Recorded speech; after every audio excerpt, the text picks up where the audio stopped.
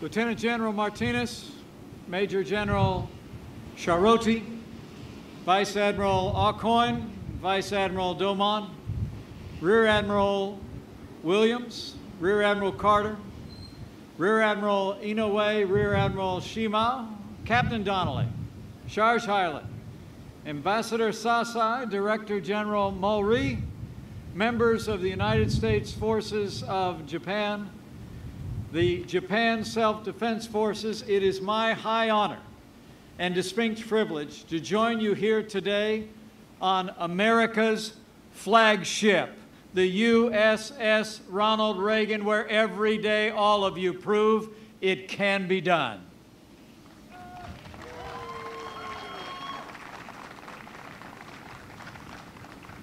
Now, you all look sharp out there, but at ease.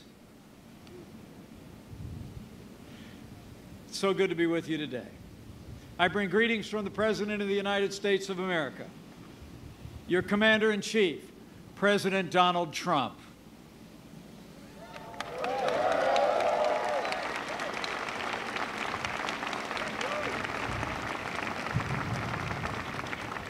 You know, I spoke to the President this morning just before I boarded the ship.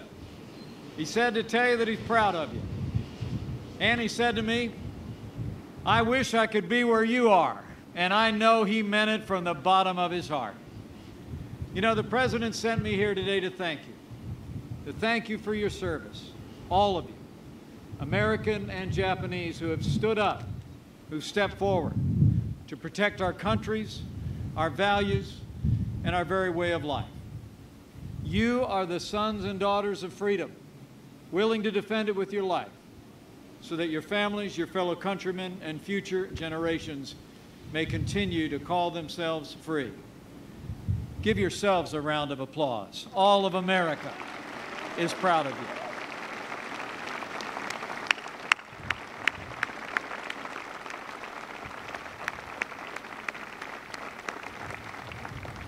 You know, the good book tells us if you owe debts, pay debts.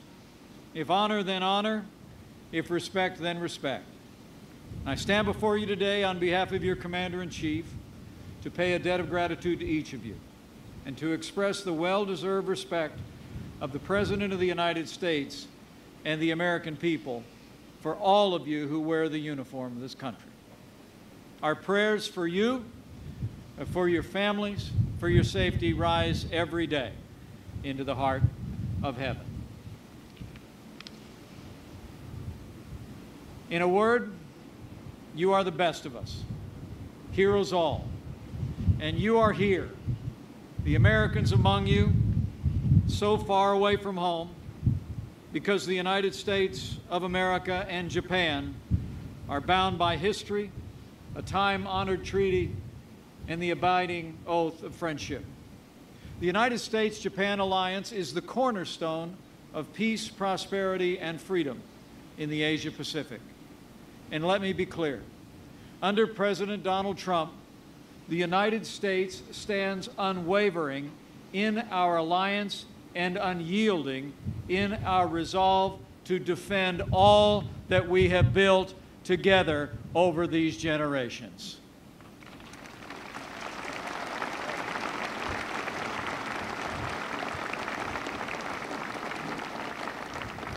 Our bond with Japan is strong and growing stronger by the day. In February, only weeks after he took his oath of office, President Trump welcomed Prime Minister Abe to the White House, where they reaffirmed, in their words, their strong determination to further strengthen the U.S.-Japan alliance. You here, on the deck of this great ship, are the physical manifestation of that alliance.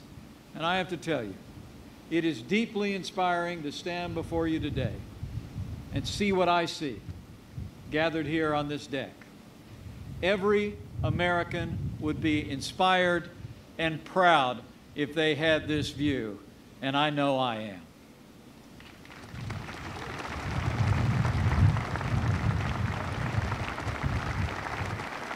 Now, as the President and the Prime Minister made clear, the United States will strengthen its presence in the Asia-Pacific.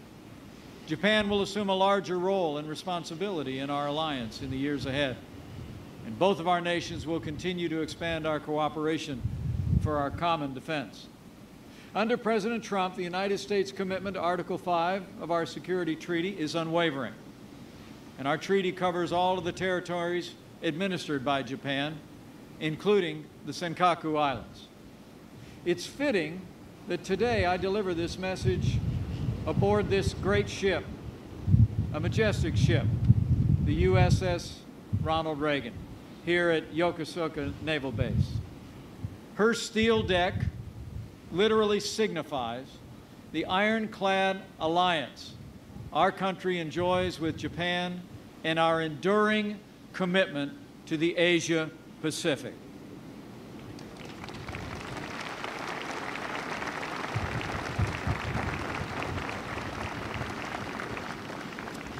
You know, we're standing on a ship named after my second favorite president.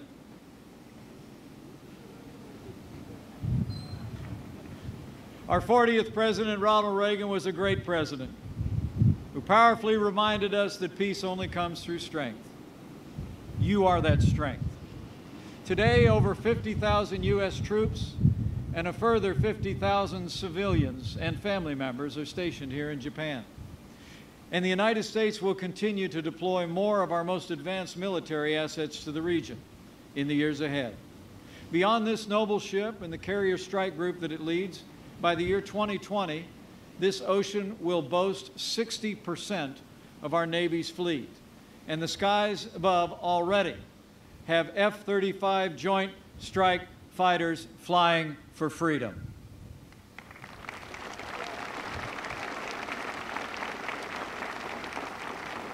And you can rest assured, the full range of the United States military capability is dedicated to the protection of Japan. Japan, you are our friend. You are our ally. And on that foundation, we will face the future together. Under President Donald Trump, the United States, once again, will stand with our allies and stand up to our enemies.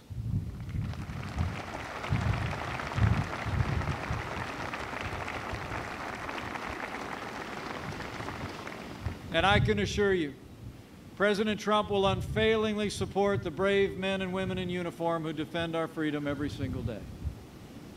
You know, we're the proud parents of a United States Marine stationed as we speak at a naval air station in the south of the United States. And I have to tell you, as the parent of someone in the service, it's the greatest privilege of my life to serve as Vice President to a president who is so dedicated to the men and women of our armed forces, their families, and our veterans. I can tell you from my heart, President Donald Trump will be the best friend America's armed forces will ever have.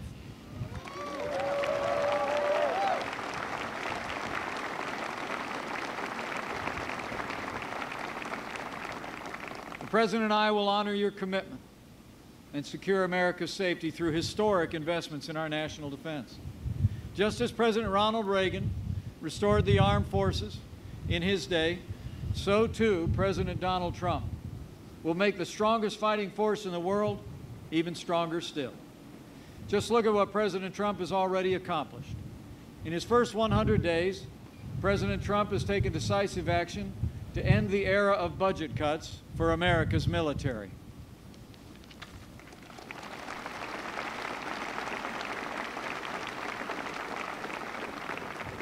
President Trump has submitted a budget which will rebuild our military and restore the arsenal of democracy, with the largest increase in defense spending since the days of the namesake of this ship sat in the Oval Office.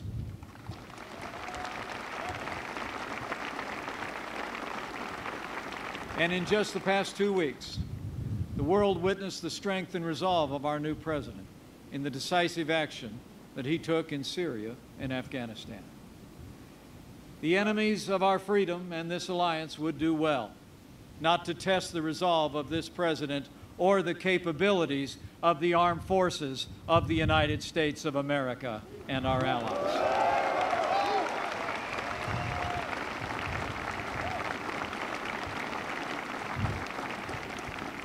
Make no mistake, under President Donald Trump, the United States will be strong, stronger than ever before.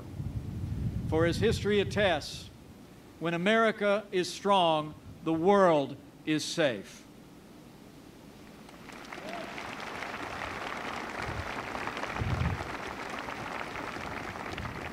A strong America, militarily, economically, and diplomatically, is vitally important to this region and all who call it home. It was through the bravery of our service members and the spirit of our people that America established a foundation of peace and freedom that endures in the Asia-Pacific to this very day. And under President Trump, the United States will continue to defend prosperity and ensure security on these seas and between our lands. Today, as in ages past, American leadership lights the way. The United States stands with all our allies and our partners in the region to keep the peace, enrich our people, and advance the common good. Together, we will defend the rules-based order upon which the region's progress, past and future, depends.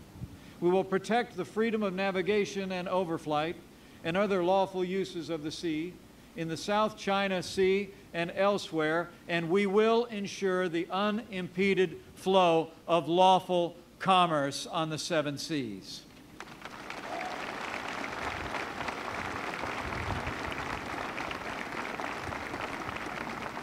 We will uphold international rules and norms, promote peaceful diplomatic dialogue to address issues of regional and international concern.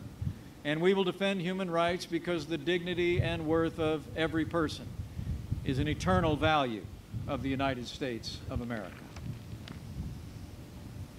Under President Trump, the United States will faithfully defend all that we hold dear, for we know that if we falter, the light of truth and freedom in the world could swiftly be extinguished. We gather here today on this deck and in this place as storm clouds gather on the horizon. On Monday, I traveled to the front lines of freedom, where the vibrancy of a free South Korea meets directly the repression of North Korea. At the demilitarization zone, I met with the brave men and women who watch over that land day and night. They know what you who stand in the gap in this region already know. North Korea is the most dangerous and urgent threat to the peace and security of the Asian Pacific. For more than a generation, North Korea's leaders have sought to develop nuclear weapons and the ballistic missiles on which to deliver them. They have impoverished their people and embittered the region in their pursuit of this dangerous goal. For more than 2 decades, from the agreed framework of 1994, the 6-party talks in the year 2003 to 9, to the strategic patience of the recent past, the United States and our allies have worked tirelessly to peacefully dismantle North Korea's nuclear program and alleviate the suffering of its people. But at every step of the way, North Korea answered with our overtures with willful deception, with broken promises, and nuclear and missile tests, including a failed missile test they attempted just this past Sunday. As President Trump has made clear to the world, the era of strategic patience is over.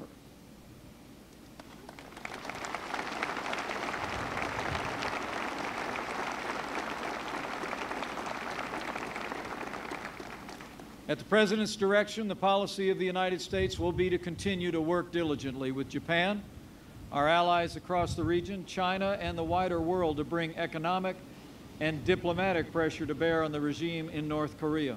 And we will do so until they abandon their nuclear and ballistic missile programs. But as all of you know, readiness is the key. And you, the instruments of American policy, should know. All options are on the table. History will attest, the soldier does not bear the sword in vain. And those who would challenge our resolve or our readiness should know. We will defeat any attack and meet any use of conventional or nuclear weapons with an overwhelming and effective American response.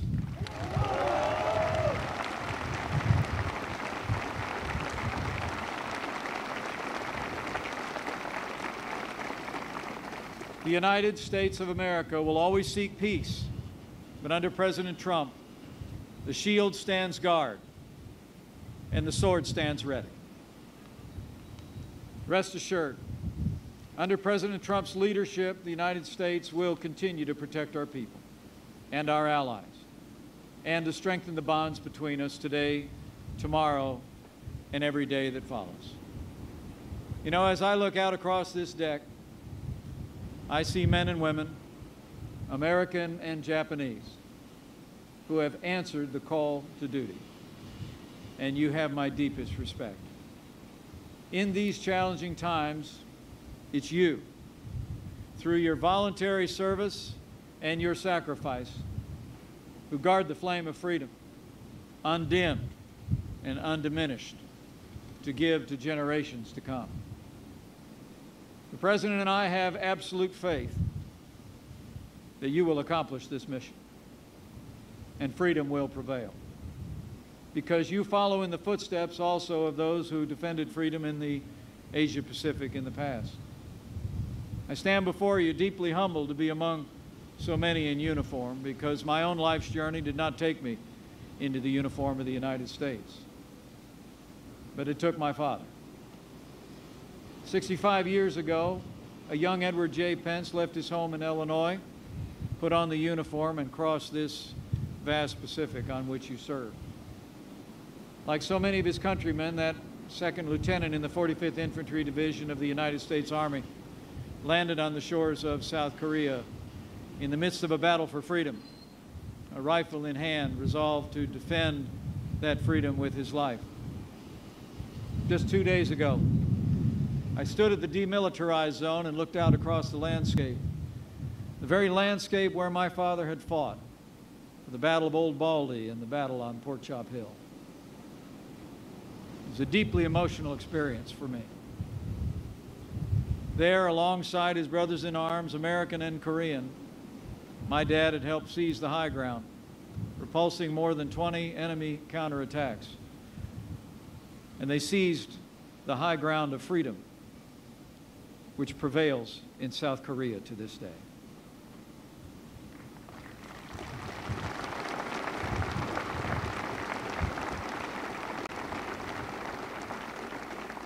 "64 years ago last week, my dad was had a medal pinned on his chest for his valor on the field of battle. But like most of our nation's heroes, my dad never talked much about his time in combat. I believe that he carried in his heart something that you understand in ways that I perhaps never will. My dad never thought of himself as a hero. He often would say that the heroes were the ones that didn't get to come home.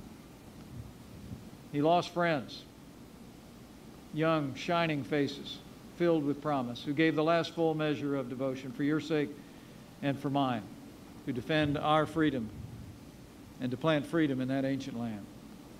And they succeeded. So now it's our turn in this generation. And more to the point, it's your turn. Today, we best honor the sacrifices of those who've gone before by defending the freedom they fought and bled and died to secure.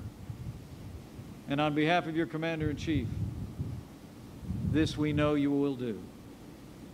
As President Ronald Reagan said in his time, quote, "We must realize that no arsenal or no weapon in the arsenals of the world is so formidable as the will and moral courage of free men and women. It is a weapon our adversaries in today's world do not have."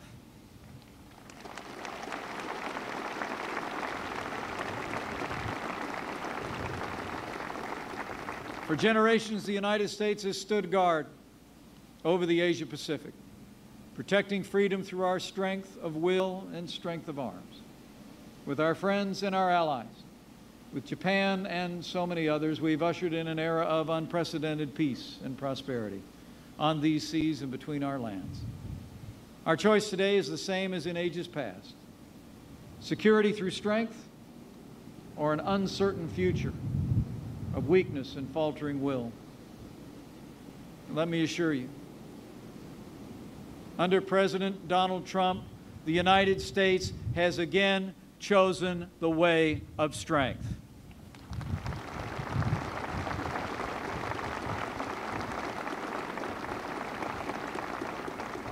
Under President Trump, the United States has chosen prosperity and security and an unwavering commitment to the Asia-Pacific. And in the name of the generations that came before, together with our allies, with confidence in all of you and in the Commander-in-Chief who leads you, I know we will together go forth to meet the glorious future that awaits, a future of freedom for ourselves and our posterity. Thank you. Godspeed on the USS Reagan's imminent deployment. God bless you. God bless Japan. And God bless the United States of America.